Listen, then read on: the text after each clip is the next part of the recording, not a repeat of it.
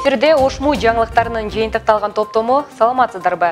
Студиядан Нурайым Жеңеш қызы алғач бүгінгі маалыматтардан учкай. Университеттің окутуучулары студенттер менен биргеликте Кыргызстанда эң алгачкылардан болуп, кыргыз тилдүү турникет жасашты.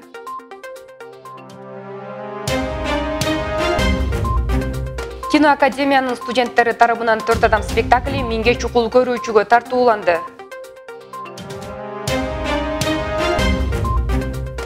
Окуу жайдын волейболчу айымдарынын кош жеңиши туурасында. Чет өлкөдө билим алып келген студенттердин саны жылдан жылга өсүүдө. Орусиянын Түштүк Урал мамлекеттик университетинин ректору Александр Шестаков Ошмунун профессору наамын алды. Тактап айтканда, аталган окуу жайдын башчысы Александр Шестаков иш сапары менен Ошмуга келген. Иш сапардын жүрүшүндө ал ректор Кудайберди Кожобековго жолугуп, эки университеттин ортосунда байланышты бекемдөө, кызматташтык алакаларды чыңдоо, алдыга коюлган пландар боюнча сүйлөшүүлөр жүргөн. Андан соң чакан иш-чара уюштурулуп, мында Александр Шестаковго Ошмунун ардактуу профессору наамы ыйгарылды. Андан соң Александр Шестаков Урал мамлекеттик университетин тааныштырып, мындан ары да кызматташтыкты бекемдөөгө ар дайым даяр экендигин белгилеп өттү. Алсак учурда академиялык мобилдүүлүк боюнча университеттин 40тан ашуун студенти Орусиянын жогорку окуу жайларында билим алып жатышат. Ошондой эле алдыда Орусиянын бир топ жогорку окуу жайлары менен да кызматташтык алакаларды чыңдоого басым жасалат. Эске салсак, бүгүнкү күндө Ошму Орусиянын 50ге жакын университети менен байланышы бар. Цель моего визита – это укрепить отношения с Киргизией, развить отношения с Ошским государственным университетом. Мы должны работать вместе по подготовке специалистов. Мы должны работать вместе и в области науки. Бұл қызматташу ошол быйыл билесиздер Кыргыз Республикасы менен Россия Федерациясынын ортосунда перекрестный год деп коет, ошол алмашуу жылы деп жарыяланган президенттер тарабынан. Ошол жылкыдын алкагындагы биздин бүгүнкү биринчи ошол Россия университети менен биринчи иш-чарабыз болуп атат. Буюрса жыл ичинде биз Россия Федерациясындагы биз менен кызматташкан университеттердин көбү менен дагы бир топ иш-чараларды пландаштыруудабыз. Киноакадемиянын студенттери тарабынан 4 адам спектакли миңдеген көрүүчүлөргө тартууланды. Бул спектакль жазуучу Умар Байжиевдин 4 адам драмасынын негизинде иштелип чыккан. Аталган чыгарманы сахналаштырууга жалпысынан 1,5 ай керектелип, актёрдук курам киноакадемиянын 2-чи курсунун студенттери түзгөн. 4 адамдан 4 башка тагдыры, сүйүү, жашоо үчүн күрөшүн чагылдырган бул спектакльге биздин чыгармачылык топта көбөө болуп келишкен.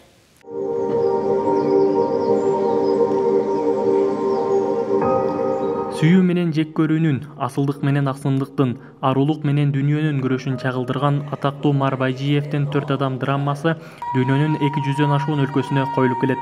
Чыгарманын мазмуну ак менен караны, сүйүү менен жек көрүүнү, өмүр менен өлүмдү баяндайт. Бул драма азыркы учурда дагы коомдо актуалдуулугун жоготпой өз ордун сактоодо. Бул чыгарма албетте жаштарга тарбия, бүгүн болуп аткан жаштардын агымына, ошол өтүп кеткен СССР убактагы жаштардын агымы кандай эле, бул азыр бүгүн эртең дагы боло бере турган актуалдуу теманы жазып чыккан Умар Байжиев агай. Анан эми чыгарманын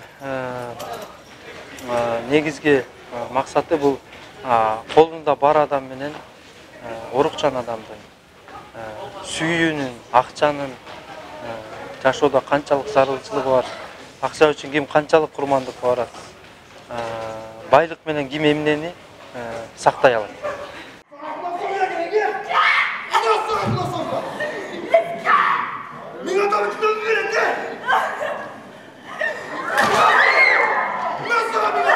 Аткарып жаткан ролго кирүү бул өзү жашап жаткан аламдан экинчи бир аламга өтүү.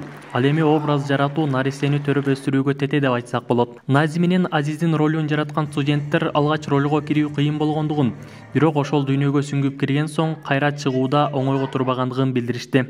Ошондой эле учурда окуу жай тараптан да жетишерлик деңгээлде колдоолор болуп жаткандыгын кошумчалашты. Сөз түрдөн Назинин ролуна мен өтө эле мындай кыйналдым чындыгында. Биринчи кире албастан өзүм айганыш болбой эле ойноп атсам, кийинчерээк кирип кеткенден кийин Назинин ролунан чыга албастан ушунчалык баягы болуп аткан окуяларды мен өзүм жашоомдо болгондой болуп элестетип, ушунчалык кыйналып жүргөн күндөр болду сөз түрдө.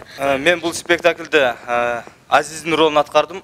бул Азиздин ролун аткарыш өтө кыйын болду. Анткени бул мындай кандай десем, бул Назинин жан дүйнөсүндөгү болгон нерсени казып чыгуу, бул өзүн тааныштырып, бунун не болгон бул айттырып алуу, бул өтө кыйын нерсе. Анан кийин бул образга кирүү дагы.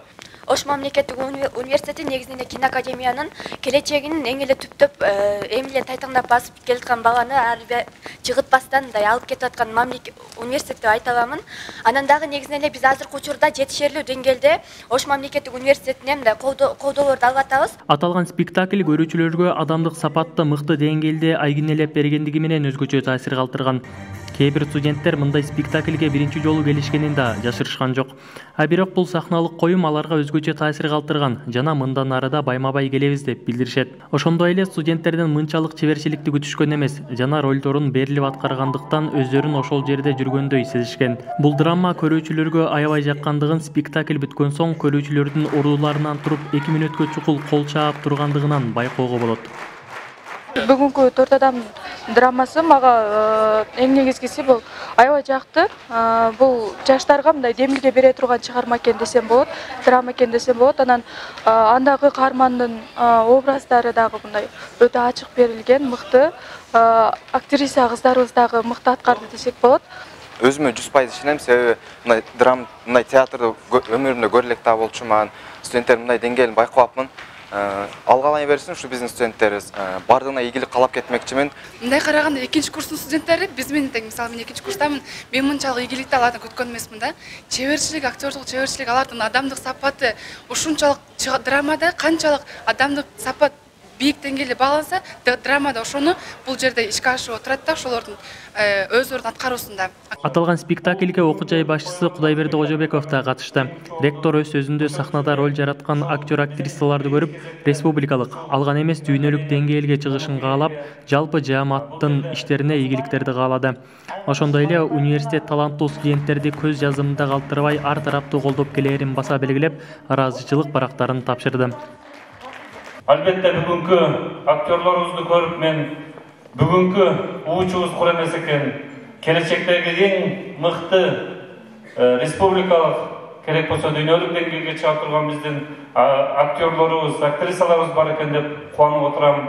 Эске салсак, аталган драма Бишкекте өткөн сынакта мыкты дебют наамын жеңип алган. Алсак, бул киноакадемиянын студенттеринин алгачкы жеңиши эмес. Былтырда аталган борбор калаада өткөн сынакта дал ушул наамды алып, окуу жай жааматын кубандырган. Белгилей кетсек, киноакадемиянын студенттери жана окутуучулары тарабынан буга чейин 2 кыска метраждуу тасма жарык көрүп, көрүүчүлөрдүн назарына тартууланган.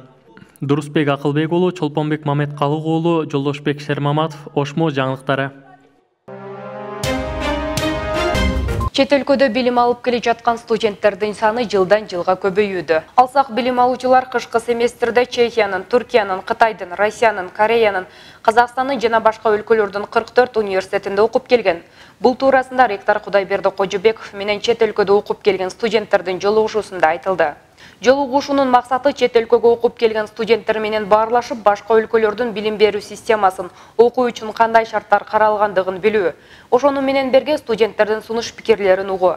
Мында окуу жай башчысы мобилдүүлүктүн максаты эң алгач эле студенттерди өзүн-өзү өнүктүрүүсүнө чоң салымын кошуп, андагы үйрөнгөн нерселерин презентациялап, жаңы билимдерди киргизүү менен университеттин билим сапатын чогорулушуна көмөк көргөзөрүн айтты. Ошондой эле ректор Ошмунун максаттарын ишке ашыруу үчүн билимдүү студенттер көп болушу керектигин айтып, окуу жай чет өлкөгө чыгып келем деген студенттер үчүн жакшы шарттарды, ыңгайлуу мүмкүнчүлүктөрдү түзүп берерин кошумчалады. Жыйындын соңунда ректор студенттердин сунуш пикирлерин эске алып, ыңгайлуу шарттар үчүн уруналарын баса белгилеп өттү. Эске салсак, университет Германия, Чехия, Индия, Турция өлкөлөрү менен тыгыз байланышта жана жыл сайын студенттер мобилдүүлүк боюнча жана түрдүү программалар менен мөөнөттүү окууга барып келишет. Окуу жайдын волейболчу айымдары кош жеңишке ээ болушту. Тагыраагы Кыргыз-Өзбек университетинде жогорку окуу жайлар аралык спорттун волейбол түрү боюнча кыздар ортосунда студенттердин достук таймашы болуп, окуу жайдын командасы 1-чи орунга ээ болгон. Маалыматка ылайык, турнирге Ош, Жалал-Абад, Баткен областарындагы жогорку окуу жайларынан 9 команда атсалышып, жыйынтыгында 3-чү орунду Жалал-Абад мамлекеттик университети, 2-нчи орунду Кыргыз-Өзбек университети алган. Ага улай эле 12 жаштагы Айжамалдын операциясы үчүн волейбол боюнча кайрымдуулук мелдеш өткөн. Турнирге өлкөнүн түштүк аймагындагы облустарынан 30га жакын команда катышып, жыйынтыгында 25 жаштан жогорку курактагы кыз-келиндер арасында окуу жайдын биримдик командасы 1-чи орунду.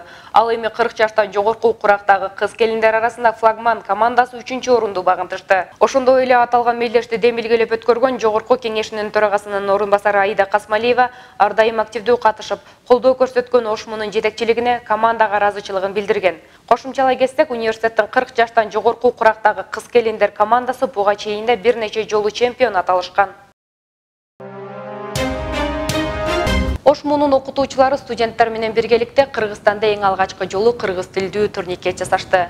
Имараттарда кирип чыгууну көзөмөлдөөчү бул системаны алар алгач машыгуу залына орнотуп беришкен. Мындан сырткары окутуучулар чакан ишкана түптөп, учурда студенттер ал жерде IT программалардын үстүндө иштөөдө. Айдана Амалбек кызы келечекте өлкөнүн IT тармагын өнүктүрүүнү максат кылган студент. Окутуучулар менен жакындан таанышып, материал даярдаган. Турникет бул коопсуздуктун автоматташтырылган жаңы системасы. Аталган система жарандардын имаратка кирип чыгуусун чектөөгө алат. Анткени турникеттен атайын чип орнотулган карта менен гана кирүүгө болот. Буга байланыштуу акыркы учурда өлкөдө мамлекеттик жана муниципалдык мекеме ишканаларга, жеке имараттарга бул системаны орнотуу кенен жайылууда. Буга чейин бул техника орус тилинде гана болсо, университеттин окутуучулары студенттер менен биргеликте кыргыз тилдүү турникеттин системасын иштеп чыгышты.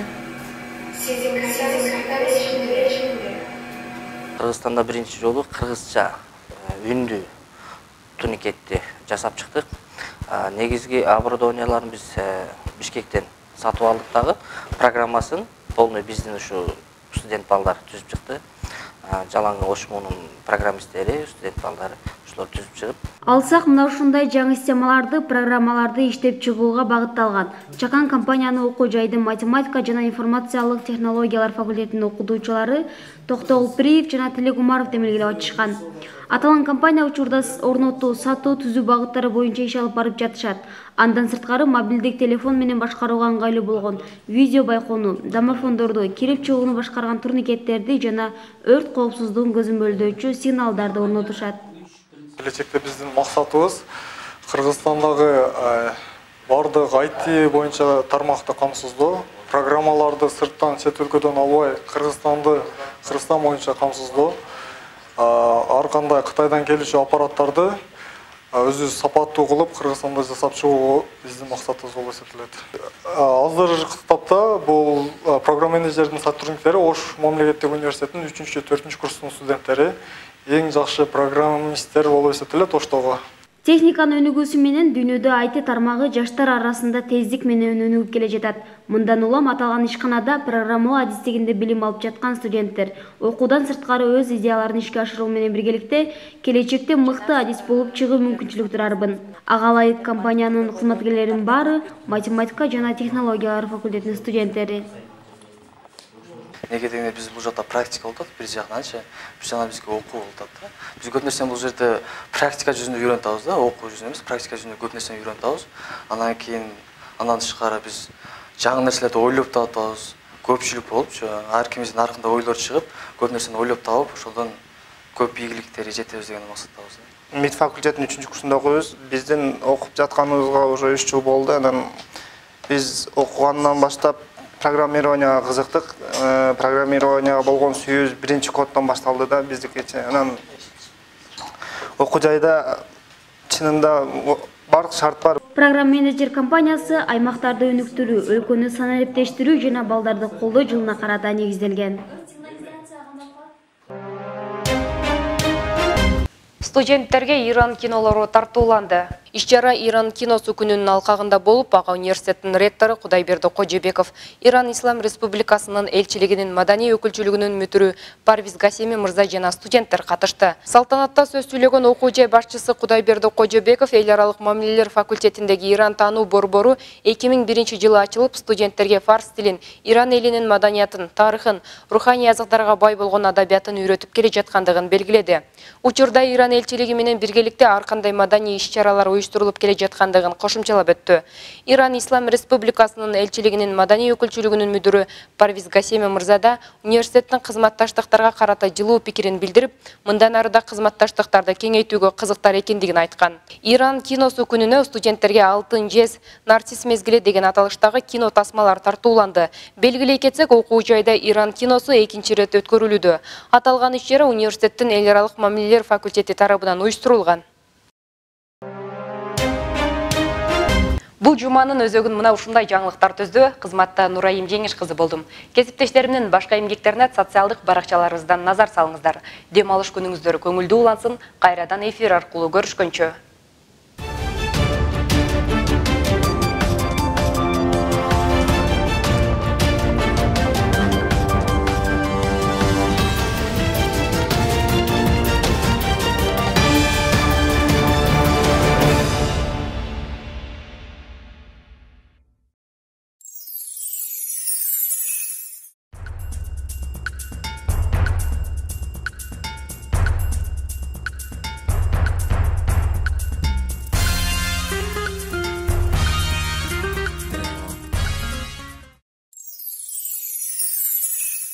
Салам студент достор, сиздер менен кайрадан сиздер көптөн күткөн билесизби рубрикасы. Сиздер менен мен Анара жана Максаткүл болмокчу. Биз бул чыгарылышта юридика жана чыгыштануу тарых факультетине келдик. Кызыктын баары алдыда, андыктан бизден алыстабаңыздар.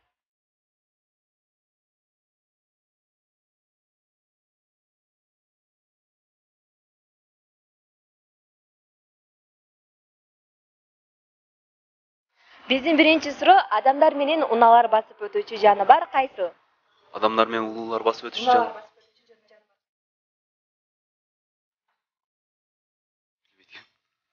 Адамдар менен унаалар басып өтүүчү жаныбар кайсы? Зебра. Адамдар менен унаалар басып өтүүчү жаныбар кайсы? Зебра. Адамдар менен унаалар басып өтүүчү жаныбар кайсы? Адамдар менен басып өтүүчү унаалар. Адамдар менен унаалар басып өтүүчү жаныбар кайсыл? Зебра. Зебра. Биздин экинчи сурообуз, Ошмуну канча ректор башкарып келген? Ректор, по-моему, 3-чү болсо керек. Точно не знаю. Учурда Ошмуну канчанчы ректор башкарып атат?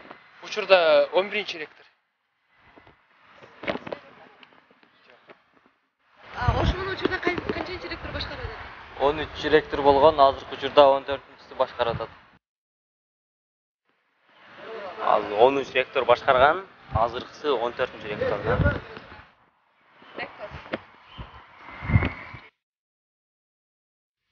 Биздин акыркы суроо, Бегомотту 3 жол менен муздаткычка батыруу керек. Кантип? Бегомотту 3 жол менен муздаткычка батыруу керек. Аласың, саласың, жабасың. Холодильникти ачасыз, бегемот саласыз, холодильникти жабасыз да. Бегомотту 3 жол менен муздаткычка батырса болот экен. Бегомотту 3 жол менен муздаткычка батырса болот экен. Муздаткычты ачабыз, бегемот салабыз, анан жабабыз. Муздаткычты ачыш керек. Бегемот салыш керек, жабыш керек. Бегемотту 3 жол менен ачып, салып, жабып. Ачасың, саласың, жабасың. Ушуну менен биздин берүүбүз соңуна келип жетти. Эгерде биздин YouTube каналыбызга каттала элек болсоңуз, подписаться кнопкасын басып коюуну унутпаңыз. Кийинки берүүлөрдөн жолукканга чейин.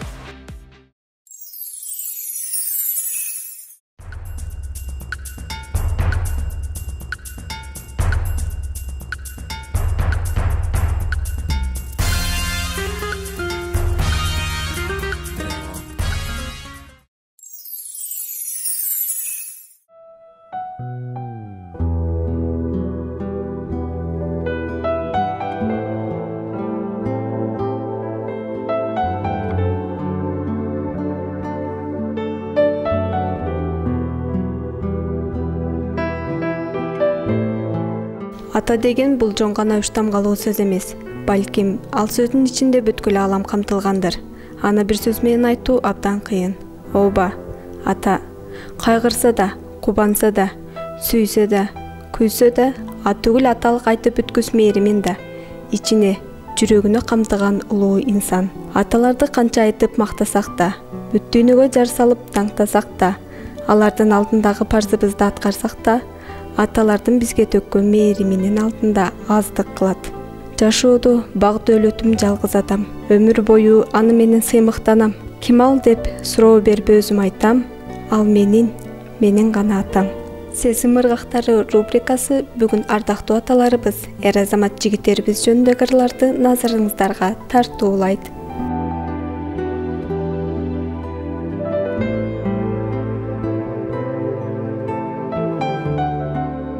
Венера Мырзабекова ата деген. Ата деген атакен да атулук. Перзент үчүн жер тырмалап казып кудук. Мээнет кылып күнү түнү баласы үчүн алы жеткен жумушуна болуп кулдук. Ата деген атакен го өз улук. Уул кызым деп жерге сууга өзүн уруп, балдарынын амандыгын телейт экен, турса дагы өзү оруп алы куруп. Бар болгула балам деген ата келер, бала өсүп кызматыңар кайтып келер. Аман болуп ден соолукта жүргүлөчү, перзент үчүн чоңзоосуңар ата силер.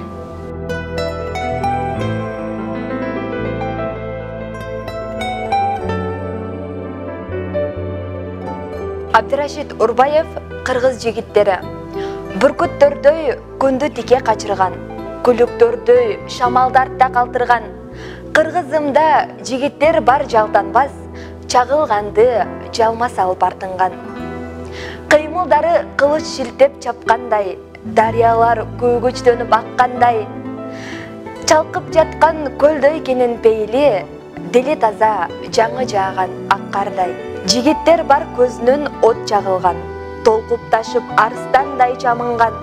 Ата журттун асманына түн түссө, жарык чачып жалын болуп жагылган. Тамшандырган таланты бар актаңдай, таамай сүйлөйт ташка тамга баскандай. Кармашканын кыйратат курч сөз менен, капысынан уулу жылан чаккандай.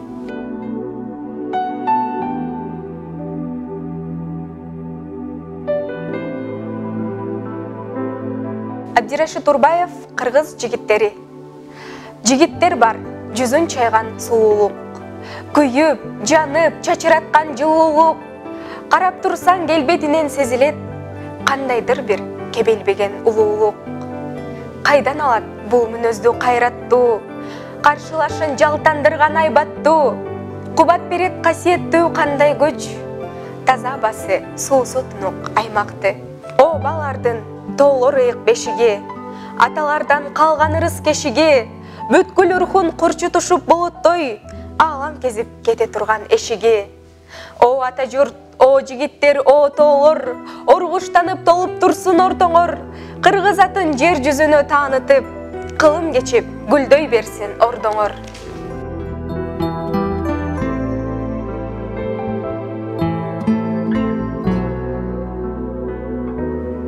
Жомарт Момуналиев, кыргыз жигиттерине. Кайратка кел, кыргызымдын жигиттери. Карга болбой, бүркүт бол бийиктеги. Улуулукка бет алгын майдаланбай, улуу элдин болгон соң үмүт көрү. Ала тоонун кырындай бийик болгун, ак куланын сынындай күлүк болгун. Ата журттун ысыгына суугуна, атаң манас сыяктуу күйүп тоңгун. Өйдө болгун ар дайым айдан күндөн. Өнөр менен элиңе пайдаң тийген, эл деп жаша, мен дебей бул жарыкта, эрте кечтир өтөт бул жалган дүйнөң. Чарчадым дебей, эртеден кечке балам деп жүргөн аталарыбыз өмүрү узун болсун. Ата сыйлаган айбир табат дегендей, аталарыбызга татыктуу уул кыздардан бололу. Тынчтык болсун мекенимде ар дайым. Коргоочулар амандыгын каалаймын. Душман көрбөй, дүйнө менен теңдешип, узун болсун өмүрүңөр ылайым. Демекчи, мекен үчүн, эли жери үчүн жанын аябай коргоп келген эр жүрөк кыргызымдын жигиттерин жана баардык аталарды ата мекенди коргоо күнү менен чын жүрөктөн куттуктайбыз. Сиздер менен Сезим ыргактары рубрикасы болду. Биз коштошпойбуз. Жон гана кийинки кечейин деп калабыз.